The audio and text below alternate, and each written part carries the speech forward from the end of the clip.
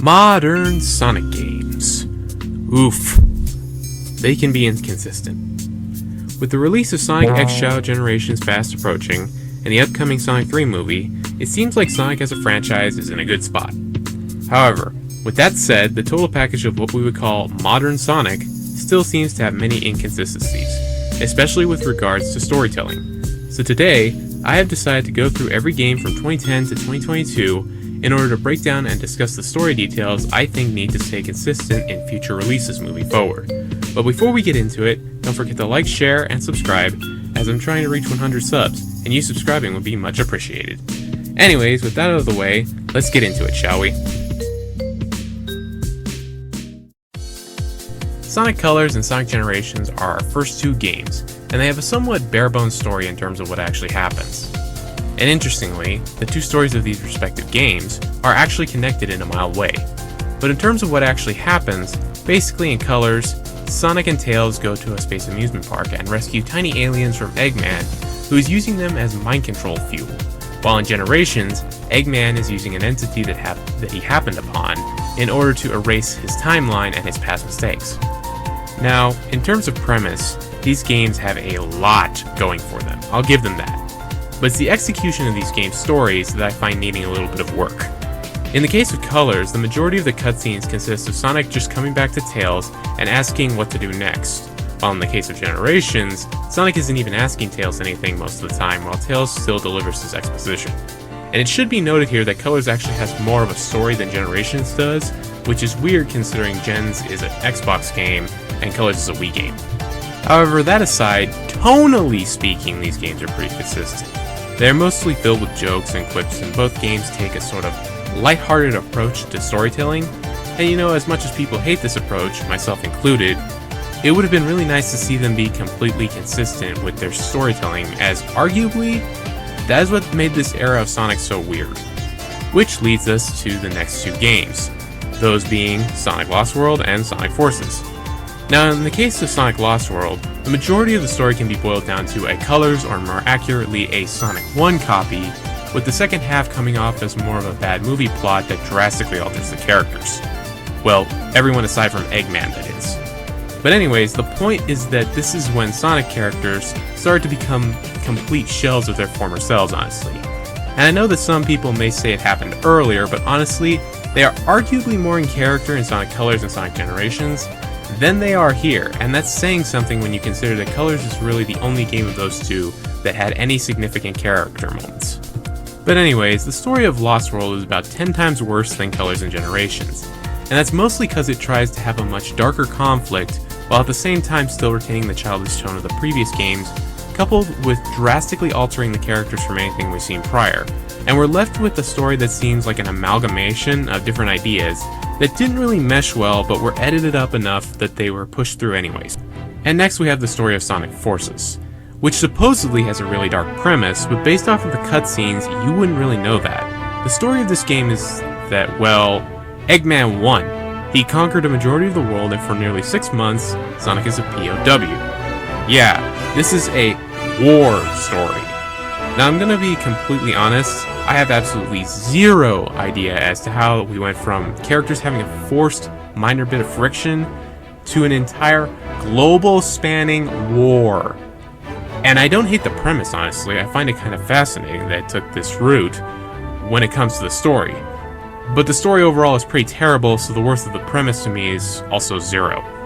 Anyways, like I said, Sonic is a POW, and once he breaks out, the majority of the rest of the game consists of Sonic, Classic, and the newly introduced Avatar character going around taking out Eggman's bases, and slowly gaining ground until they eventually confront him and win.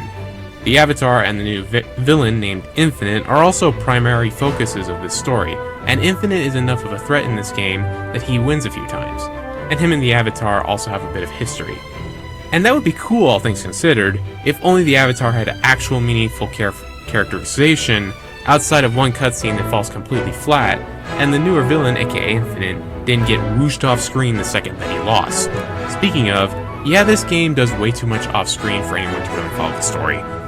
Because of that, what we are essentially left with is that weird amalgamation of tone and poor characterization, but turned up to 11 with so much going on that the characters and important plot points have little to no relevancy in the story and are completely omitted when deemed necessary.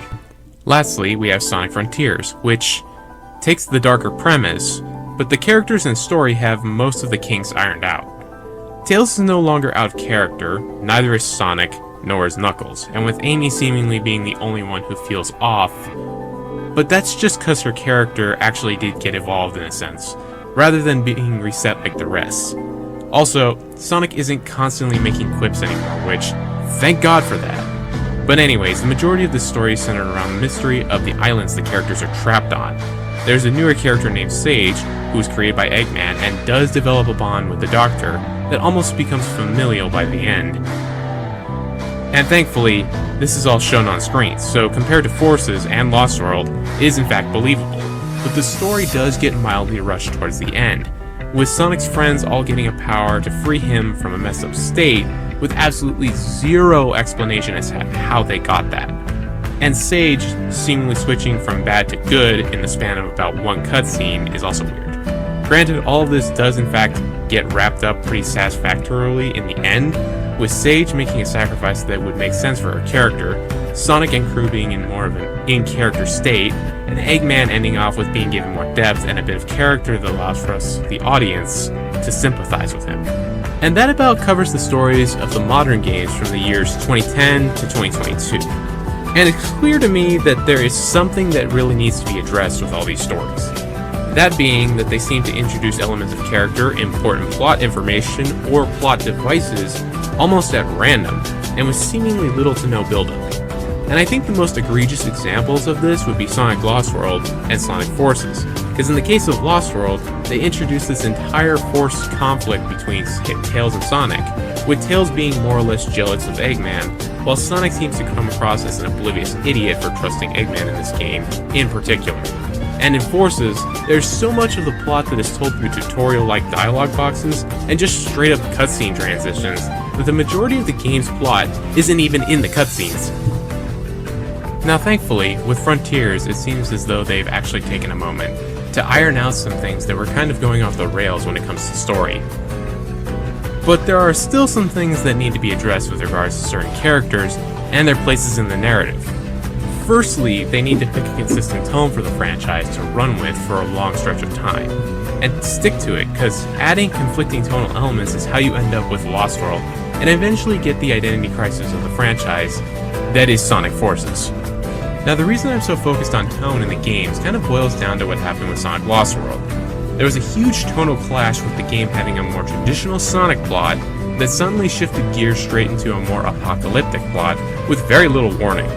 All the while, Tails and Sonic became increasingly more out of character and dislikable with each cutscene. Meanwhile, they still tried to retain the lighthearted tone of the story by playing even the most serious moments of the game up as jokes. A good example of this would be the cutscene where Sonic is regretting letting Tails get captured by the Deadly Six, and Orbot blatantly asks him if he can be his new sidekick, in front of everybody.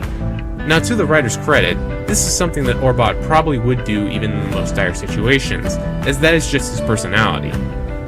However, with the way the games presented the previous cutscene, and how the characters interacted in the cutscene prior to this one, the game became a sort of tonal whiplash when going from joking about Eggman being a bonehead, to Tails and Eggman fighting, to Sonic being depressed, to Sonic's depression being played off for laughs at Orbot. But anyways, that more or less is the gist of that point. Pick a consistent tone for your game, Sega. However, the next point I have to touch on regards character writing, which honestly, I think Sonic Team has a much better handle on than they did back when these other games came out. When writing characters for a franchise as big as Sonic the Hedgehog, there's bound to be inconsistencies with how the characters are written. But to the degree that it happens in these 4 to 5 Sonic games specifically, it's just unnatural to say the least. Sonic admittedly is the most consistent character out of anyone in this franchise, with him having his whole too cool for school attitude still on full display throughout all these games, along with his free-spirited nature and uncompromising mentality. And despite him constantly making references and spitting out pretty dry humor, he's consistent. The problem comes more so from other characters such as Tails, Knuckles, and Amy. Where Sonic is consistent in his character, and even when he's annoying or straight up is just stupid, he's consistent in all of it, Tails is anything but consistent. Knuckles is a different caricature in every game he appears in, and Amy is just kind of a nothing character after Generations. Tails goes from being an exposition dump to Sonic, mostly in colors, to just blankly dumping exposition, constantly when it's not really needed, in Generations, to being a jealous jerk-like character with a superiority complex in Sonic Lost World, to being a coward who can't do anything without someone holding his hand in Sonic Forces. And you know what the nail in the coffin is, sadly? Tails outright admits that he is very much wildly inconsistent in Frontiers. But I do think they did a good job of addressing Tails' horrible characterization from the 2010s in Sonic Frontiers, since they make all the interactions and motivations involving Tails consistent with how his personality and his character are supposed to be portrayed. With Knuckles, on the other hand, I think the biggest thing that they are missing is his focus on guarding the Master Emerald. In each of these games, he's depicted as being more stupid and lacking any sort of intellect outside of wanting to punch things. But I think the reason they did that is because without him constantly thinking about guarding the Master Emerald, there really isn't much for him to do in these stories. Heck, if you omit Knuckles from all of these games aside from Frontiers, the most significant thing that doesn't happen because of Knuckles is a single battle in Sonic Forces that ended with the entire Resistance basically getting wiped out or captured. And admittedly, thinking about how he was portrayed when he appeared in games prior to Sonic 06, I don't think Frontiers even got it right either. Knuckles' whole thing in Frontiers is that he's having a whole reminiscent moment about his people, and realizing that he doesn't need to be super independent all the time. But the thing I find so hollow, so to speak, about his interaction is that it feels like an interaction that could have happened off screen in between Sonic Adventure 2 and Sonic Heroes, since after Heroes, Knuckles isn't independent, like, at all! Now, I wouldn't necessarily say that Knuckles is being written badly in Sonic Frontiers. Far from it. But I think the point at which we're picking up the proper character writing is just a bit off. I think that's mostly due to the fact that Knuckles in the meta era isn't really being character assassinated in any game outside of Lost World and Forces. He's more or less being utilized the way he was in Sonic Heroes, just not as a main member of the team. But anyways, I've talked about Knuckles enough. We do have to move on to Amy now. Speaking of her, the meta era kinda didn't do anything to her, outside of Lost World trying to act like she never said she loved Sonic before, which is just not true.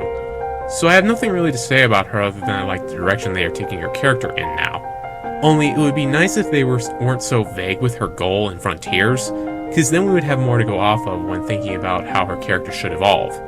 Though I do think she retains her interest in Sonic, because outside of Frontiers, she has still done the whole daydreaming about Sonic thing a few times.